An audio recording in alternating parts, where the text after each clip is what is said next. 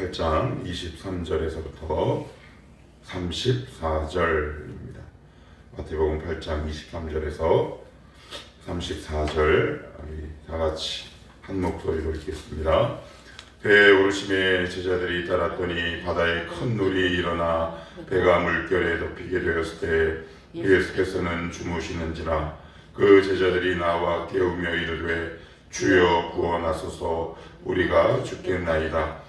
예수께서 이르시되 어찌하여 무서워하느냐. 믿음이 작은 자들아 하시고 곧 일어나사 바람과 바다를 꾸짖으시니 아주 잔잔하게 되거늘.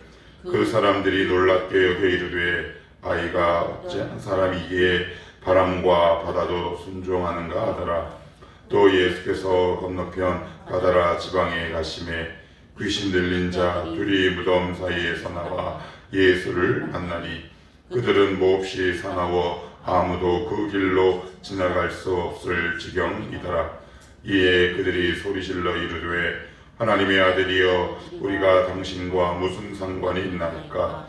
때가 이르기 전에 우리를 괴롭게 하려고 여기 오셨나이까 하더니 마침 멀리서 많은 돼지떼가 먹고 있는지라.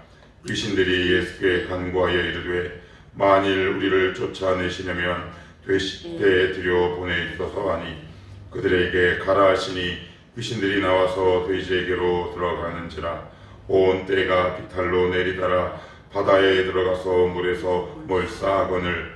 치던 자들이 달아나 시내에 들어가 이 모든 일과 귀신 들린 자의 일을 보아니 온 시내가 예수를 만나려고 나가서 보고 그 지방에서 떠나시기를 간구하더라. 아멘.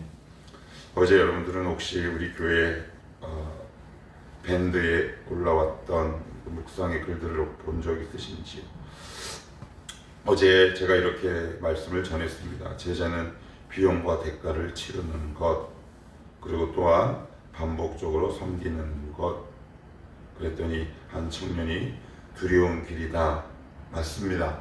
두려운 길입니다. 그러나 여기서 우리가 곰곰이 생각해야 될 부분이 있습니다. 우리 주님이 과연 우리를 그런 두려운 상태로 내어버려 두시겠느냐. 제자를 따르게 하신다면 거기에 상응하는 여러 가지 보호와 안전 장치와 능력을 주시지 않겠느냐. 나를 따르라 이렇게 말씀하시고서는 주님은 그냥 맨입을 싹 닫는 분이 아니라 그 제자들을, 부르신 제자들을 하나하나 훈련시키시고 눈에 보여주시는 역사와 기적들을 경험하게 하시죠. 무슨 이야기냐.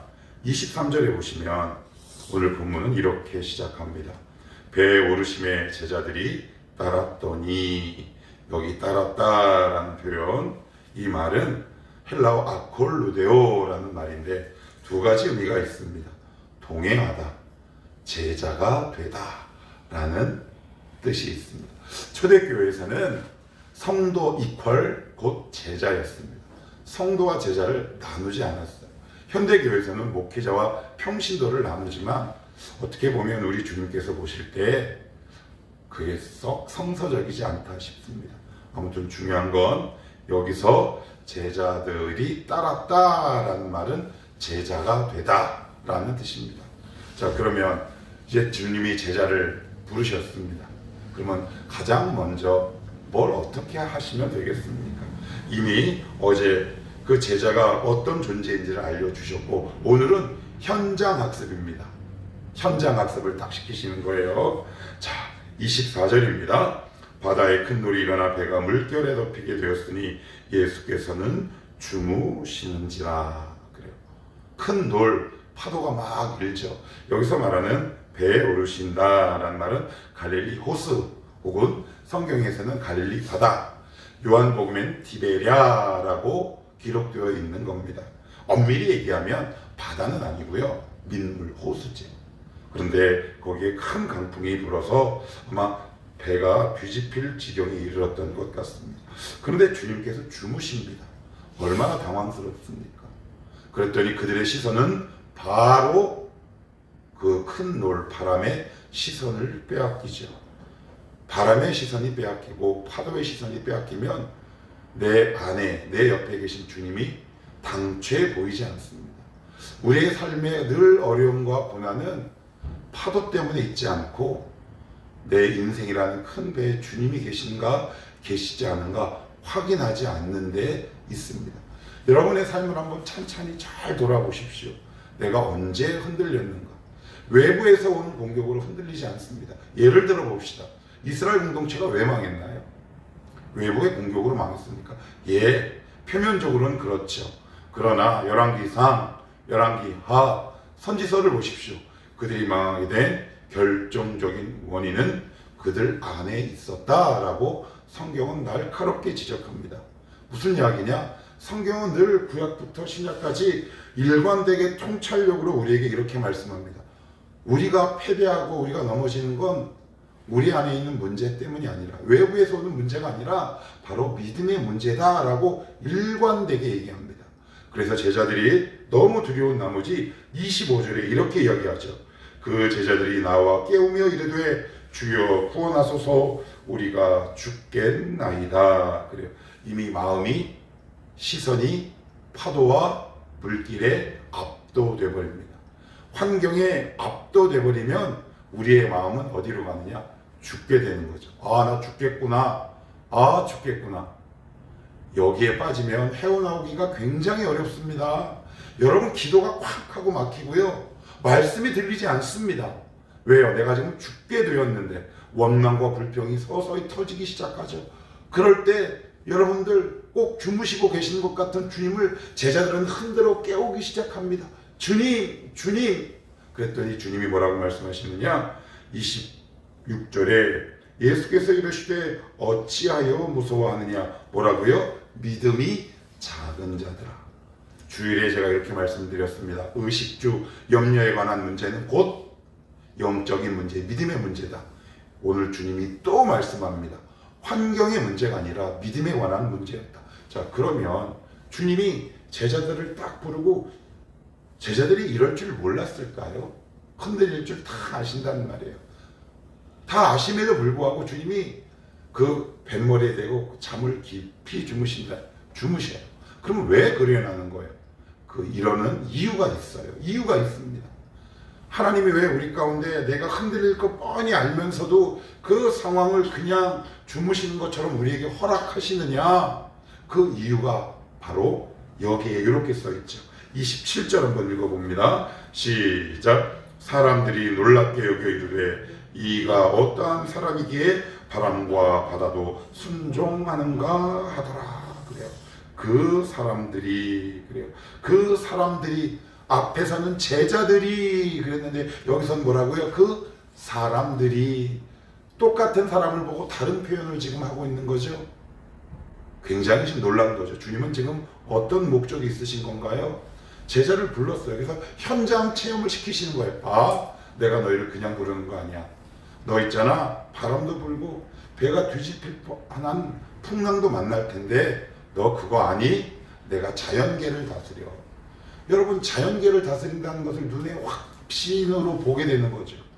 그러니까 제자들이 현장 교육을 하는 거예요. 아, 내가 따르는 이 제자의 길이 굉장히 놀랍고 은혜고 축복된 길이구나 라는 것을 하나님이 현장 체험을 통해 우리에게 알려주세요. 우리의 삶 속에 여러 가지 파고와 고난과 어려움이 있지요. 그러나 거기서 우리가 말씀을 통해 배우는 지점들이 있지 않으면 나에게 닥친 고난은 나에게 한으로 남습니다. 나에게 지금 어려운 일이 있다면 우리는 꼭 말씀을 통해 그것을 통해 내가 무엇을 배워야 하는지를 하나님은 우리에게 요구하세요. 최근에도 하나님이 저를 되게 부끄럽게 하는 사건들이 여러 건들이 있었어요. 그래서 제가 어제 저도 모르게 말씀을 준비하면서 제 마음속에 이렇게 탄식과 고백이 나오더라고요. 주님, 저 믿음 너무 없습니다. 저 믿음 너무 형편없습니다. 아, 저의 믿음의 이 수준과 위치를 확인시켜 주셔서 감사합니다 라고 무릎이 이 고개가 절로 숙여지게 되더라고요. 우리의 문제는 파도에 있지 않고 우리의 시선에 있다. 그것을 통해 우리 주님은 너 왜 염려하냐? 내가 파도를 다스리는데 내가 주도권을 갖고 있어. 그러니 내가 너야 이거 보여줄 테니 걱정하지 마 라고 오늘 우리에게 말씀하고 있는 거죠. 제자들이 얼마나 놀랐을까요? 아, 우리 주님 다른 분이구나. 아, 우리 주님 내 머릿속에 그렸던 분이 아니라 이 실제 세계를 통치하고 다스리는 분이구나 라는 것을 현장 속에서 경험하죠. 그러니 그것을 가장 강력하게 체험하는 것이 뭐예요? 고난이에요. 때로는 환난이 될 수 있어요. 그래서 저는 이 말을 너무너무 싫어했어요. 어릴 때부터 늘 목사들이 강단에 서기만 하면 고난은 축복입니다. 고난은 축복입니다. 납득이 되지 않더라고요. 왜요? 너무 싫거든요. 그래서 싫어하는 여러분들 모습 충분히 이해합니다. 그러나 이제는 조금 뭔가 어렴풋이 이해가 돼요. 그래서 고난을 내가 어떻게 대하면 될까라는 어떤 방법과 그런 시야들이 조금씩 열린다 싶습니다. 주님은 지금 이 파도라는 고난을 통해 제자들에게 알려주시고 싶은 거예요. 나는 이 자연계를 다스리는 존재다. 너 이런 나를 믿고 따를 수 있겠느냐? 이렇게 말씀하고 있어요. 근데 자연계뿐만 다스리지 않습니다. 자, 28절은 영계, 흔히 말하는 보이지 않는 세계도 주님이 통치하신다라는 것을 지금 현장 체험을 통해 알려주고 계시는 거예요. 지금 그들의 제자들의 손을 잡고 계속 가세요. 28절, 또 예수께서 건너편 가다라 지방에 어떻게 해요? 가시네. 뭐 가셨다라는 것은 의도를 갖고 가는 거예요. 우리의 손을 꽉 잡고, 그래, 자, 오늘은 여기가, 자, 오늘은 어린이 대공원이야. 요번에는 서울랜드야. 자, 요번에는 롯데야. 뭐 이런 식으로 우리의 손길을 잡고 하나하나 끌고 가시는 거예요. 그러면서 뭐라고 말씀하시느냐? 이어서 귀신 들린 자 둘이 무덤 사이에서 나와 예수를 만나니 그들은 몹시 사나워 아무도 그 길로 지나갈 수 없을 지경이더라. 얼마나 무섭겠습니까? 그랬더니 주님이 그들에게 명령하기에 앞서서 29절, 이에 그들이 소리질러 이르되 하나님의 아들이여 우리가 당신과 무슨 상관이 있나이까? 때가 이르기 전에 우리를 괴롭게 하려고 여기 오셨나이까? 하더니 오늘 나온 이 29절 본문은 마가복음 5장에 있는 내용과 유사한데 거기에서 나오는 단어와 겹치는 단어가 있어요. 겹친다라는 말은 중요하다는 의미입니다. 그런데 어떤 단어가 겹치냐? 29절 중간에 당신과 무슨 상관이 있나이까? 무슨 관계가 있나이까? 영어 성경에 보니까 이렇게 번역했어요. Have nothing to do with. 당신과 내가 전혀 관계가 없다. 근데 전혀 관계가 없는데 주님을 알아봐요, 안 알아봐요? 이게 여러분, 귀신의 특징은 뭐냐면 주님을 알아보는데 주님과 관계가 없어요. 여러분, 성도가 뭐예요?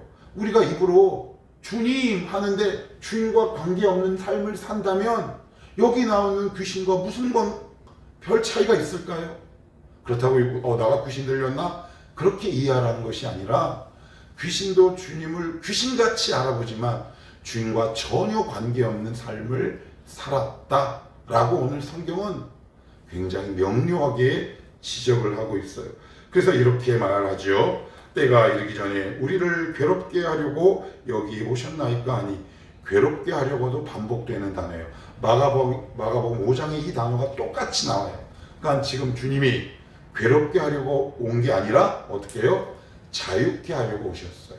하나님은 우리에게 다가오실 때 꼭 나를 괴롭게 하게 여기는 것처럼 다가오실 때가 있어요. 그러나 그렇지 않아요. 여러분, 시간이 지나보면 인간은 사실 여기 나오는 귀신과 별 차이 없어요. 하나님이 모든 하시는 일들이 나를 괴롭게 여기는 것처럼 느껴져요. 그것이 우리의 본질이고 실력이에요. 그러나 하나님의 은혜가 우리 가운데 들어와 우리의 비늘이 벗겨지고 우리의 마음이 자유되면 하나님이 나를 괴롭게 하는 분이 아니라 나를 자유롭게 하기 위해서 그 일을 행하셨구나 라는 것을 언제? 나중에 알죠.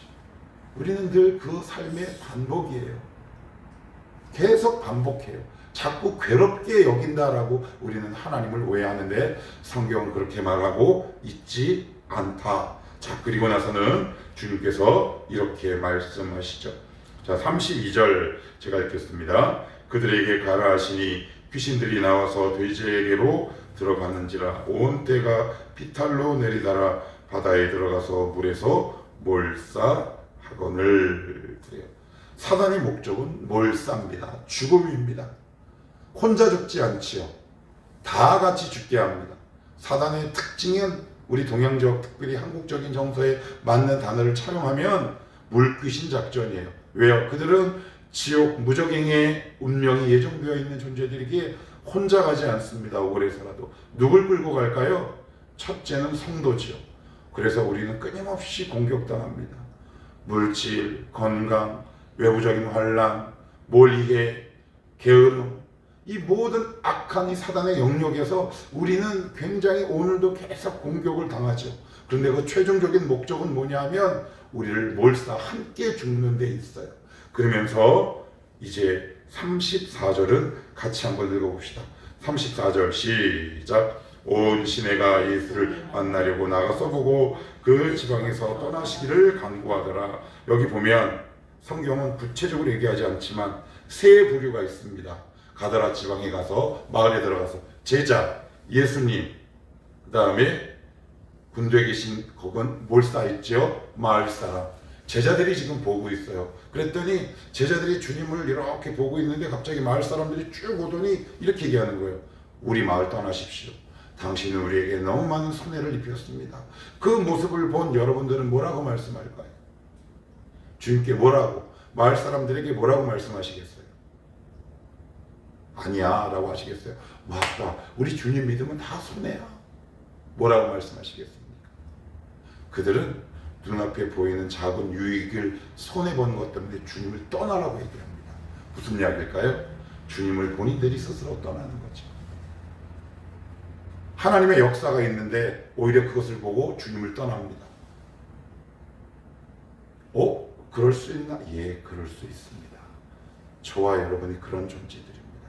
작은 유익 앞에 그것이 나에게 손해가 되면 우리는 언제든지 주님을 떠나지. 그래서 우리는 제자가 될 수 없습니다. 왜요? 늘 그 지점에서 넘어집니다. 그 작은 손익분기점 조금 손해본 것 같은데 여러분이 만약에 제자라면 뭐라고 말씀하시겠습니까? 오늘 이 본문을 읽은 우리는 그들에게 가서 이렇게 외치고 싶습니다. 아닙니다. 이분은 하나님입니다. 이분이 여러분들의 마을에 들어온 것은 영광 중에 영광이요. 하나님께서 주신 놀라운 은혜의 축복입니다. 그분을 내쫓지 마십시오. 라고 이야기하지 않겠습니까? 이것이 바로 전도 아니겠습니까? 그러나 그들은 뭐라고 얘기냐면 간구랍니다. 헬라어 간구는 말 그대로 간절히 원하는데 어떻게 원하느냐? 강한 의지를 갖고 누구를 밀어낼 때 사용하는 단어랍니다. 우리는 주님을 이렇게 싫어합니다. 언제요? 내가 손해보는 순간 우리는 주님을 이렇게 밀어내죠. 최근에 혹시 주님을 이렇게 밀어내는 경험들이 있으십니까? 그런데 왜 그렇습니까? 손해보는 것 같아 그러십니까? 그런데 손해본 건가요? 아니죠. 하나님의 역사를 경험하게 되는 거죠. 여러분 그럴 때 주님 앞에 이렇게 기도하십시다. 하나님, 지금 손해보는 것 같지만 이것은 손해가 아니라 하나님의 역사를 보는 또 다른 경험입니다. 하나님, 저 주님 끝까지 따르며 살아가게 하옵소서. 이렇게 고백할 수 있으면 좋겠다 싶습니다. 우리 주님이 여러분의 손을 꼭 잡고 이 목사의 손을 꽉 잡고 여행을 가십니다. 그래서 우리를 환란이라는 그 여행 숙소에도 묵게 하시고 때로는 보이지 않는 신비한 세계를 경험케 하셔서 결국 우리의 믿음의 지경을 확장시키시죠. 여러분들이 제자라면 2000년 전 이 당시라면 무엇을 경험하시겠습니까? 주님에 대한 새로운 눈이 떠지지 않겠습니까? 우리에게 닥쳐오는 고난 여러분들 두려워하지 마십시오. 역시 우리 인생이란 배에 계시는 그 주님을 바라볼 수만 있다면 우리를 넘어지게 하는 것들은 아무것도 없다. 결국 믿음의 문제다. 이 문제를 통해 우리의 작아진 믿음을 더욱더 크고 확장시키는 귀한 믿음의 교회로 삼으며 살아갑시다. 그럴 때 이 모든 것들이 나의 믿음이 커지고 높아지고 깊어지고 넓어지는 아름다운 기회가 될 줄로 믿습니다. 기도합시다.